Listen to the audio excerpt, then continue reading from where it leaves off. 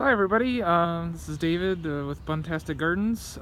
Just standing outside my front door. It's a beautiful morning. I got a little bit of time before I need to get the kids up, so I thought we haven't done a garden tour in a really long time. So let's take a little walk around. So over here we've got my my daughter Lorelei's garden bed. Still some perennials that I have not dug up and moved. I might save those to give away to the neighbors. Got some elderberry, comfrey along there.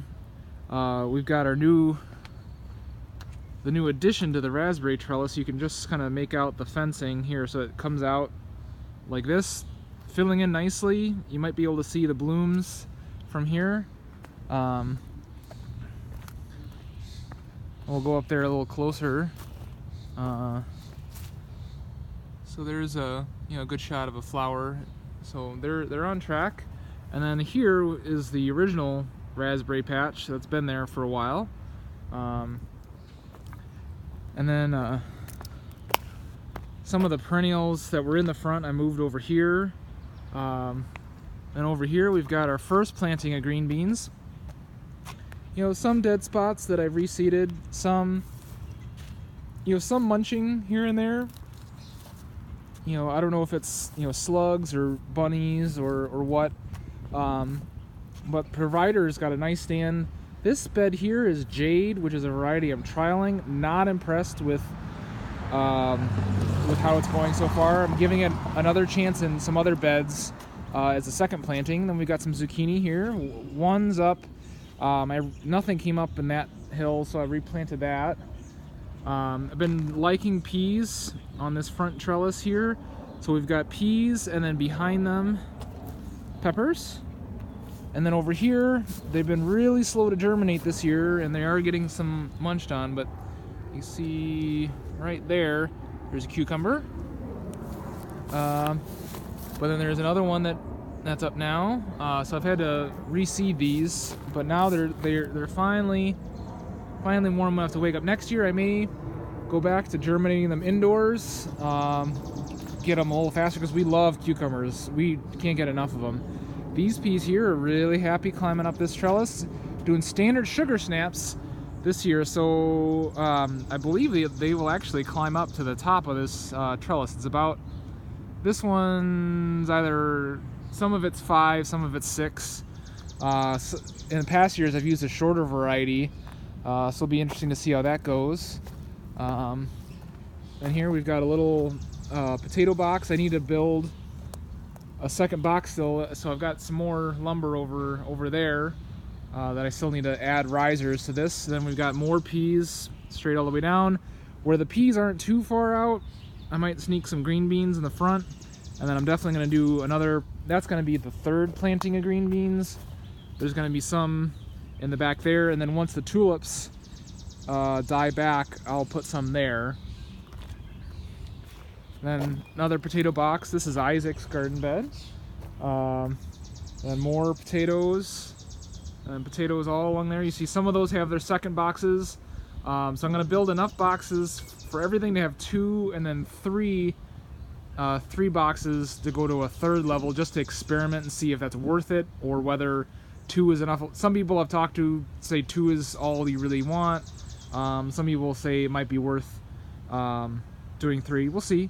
And then we've got jack-o'-lantern pumpkins here. Those are growing really nicely. Hopefully they don't sprawl too much, but we do have plenty of space for them to grow in. And then, ooh, this is cool. We've got, you see right there, I just planted those a few days ago. That's cantaloupe. So it's nice to see that the soil's warm enough. A lot of people say that you need to germinate these indoors, but yeah, there's another one right there. This is the second year in a row I have germinated them direct seed. Just wait for the soil to warm up a little longer. And then here, I've never grown watermelon before, but that looks like a cucurbit seed leaf. So I bet you that's a watermelon, because there's watermelon planted right here. And that's another one that people insist that you need black plastic and all this other stuff to grow. This is I think it's Blacktail Mountain, which is a northern, it's a variety meant for northern climates. Then we got some sunflowers that because we've grown sunflowers in this spot, and the squirrels miss enough of the seeds that they come back every year, and I'm just kind of leaving a few of them just for some random interest. And then along the back side of this trellis, you know, we've got peppers here, but then on the back side I'm going to grow in more cucumbers. And again, they've been slow to germinate, but there's one right there. There's a couple right there.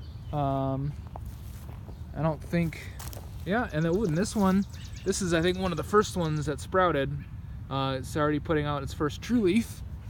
And then we'll walk over here. So now we are, I know I've been moving around a lot, so we're standing over on the corner. So that's the house there, and then we've got our sweet cherry here. You know, that's got some fruit set on it. It's kind of like a Rainier cherry from the store. I'm not a fan of sweet cherries, but my daughter loves them. And we've got our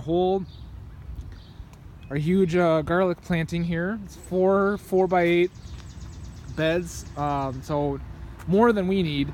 Hoping to try selling some. And then we've got our last of the personal garden beds. This is Gia's. We've got an apple here. It is, just noticing, it is setting some fruit. You can see it, one right there. You know, it's early days for the apples, so we'll see how they go. I do need to remember to make a guard for this one. I forgot, and there's definitely some some girdling there. That's the main issue with the fruit tree. That, and then the squirrels attacked the fruit. And we had sooty blotch on all the apples. They weren't very appealing looking. And then we've got some mint that I've transplanted and kind of let it take over this whole area here. So elderberry, this one wants to stay pretty small so far, and then this one over here by our side door is getting quite big. I might actually trim this back a little bit. Then we've got yet another couple potato boxes. This is a really weedy area, so I was hoping the potatoes would help, you know, smother some weeds. And then behind there, you can see I haven't gotten to weeding this area in a couple weeks, but we've got some. You might be able to just make it out. There is some mint in the back, so I'm hoping to also let the mint kind of spread this way towards the house, or it's possible they'll want to take over this part here. It's sunny enough that at this very front we can get some vegetables, but it's because of the northern exposure of the house and the huge Norway maple we've got here. It doesn't get a ton of sun for stuff that's low to the ground. The apple tree here though has been fine. That's been happy. Let's see, is that set any fruit? I don't spot anything right away. And then we've got more garden beds down here. So we've got peppers running the whole down the center of all of these. The initial ones are all hot peppers, and then about where that board is laying across, it switches over to milder heat level like Poblano, and then an heirloom called Beaver Dam, which is I think technically an Anaheim type pepper. And then in front and then behind, just last night I seeded our second planting of green beans. So I'm gonna give that Jade variety. This bed and this bed had the lowest weed pressure before I weeded it, so I figured give it the best ground to give it a fair chance. So we'll give that one more try, and then the other 4 beds, so the 2 in the back here and the 2 here are Provider, which is our mainstay variety. And then that's the gate to the animal yard. We'll take a look at the animals in another video. And then just some perennials the rest of the way. Some rhubarb I moved over here. It's doing real well. One of our biggest elderberries right here. And then I've got a whole new, I've had these first initial raspberries up to about the end of the fence there. Those were here last year. I did not have a trellis built for them, so they should do better since I can keep them from just flopping over. And then I'm hoping to let them spread a little bit on the other side of the trellis, but I do need to keep this path open, because the way I get into my garage now is I have to, I step in there, walk behind the trellis, and then I go over to the service door right there, because this trellis goes all the way over and wraps around, and you can climb in behind that elderberry there on the corner, but it's not very pleasant. And then, as you can see, need to do a lot of weeding. And then this last garden bed here, I had it in flowers. It got damaged by the city had loaders pushing snow out of the alley, and it totally trashed this garden bed. But I'm thinking I may try putting potato boxes out here, because it's far enough away that the hose barely reaches it to get water to it, but potatoes really don't need a whole lot of irrigation in this climate, especially with the compost that I hill them up with. It holds a lot of water.